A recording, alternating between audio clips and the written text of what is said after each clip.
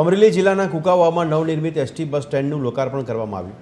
₹3.21 કરોડ ખર્ચે તૈયાર કરેલા નવનિર્મિત એસટી બસ સ્ટેન્ડનું કેબિનેટ મંત્રી જીતુ વાઘાણીના હસ્તે લોકાર્પણ કરવામાં આવ્યું। સાથે જ ધારી અને બગસરા નવનિર્મિત એસટી ડેપો વર્કશોપના ખાતમુહૂર્ત કર્યા હતા।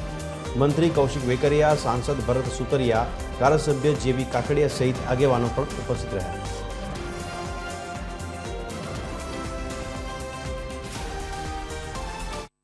કૌશિકભાઈ વેકરિયાના મત વિસ્તારની અંદર કુકાવામાં અહીંયા ₹3 કરોડના ખર્ચે એક એસટી બસ સ્ટોપ અત્યંત આધુનિક સુવિધાયુક્ત બસ સ્ટેન્ડનું લોકાર્પણ થયું છે। ભાઈ શ્રી જેવી કાકડિયા ધારાસભ્ય શ્રીના મત વિસ્તાર એટલે કે ધારી અને બગસરા ખાતે એસટી વર્કશોપ એમનું પણ ખાતમુહૂર્ત અહીંથી આજે થયું છે।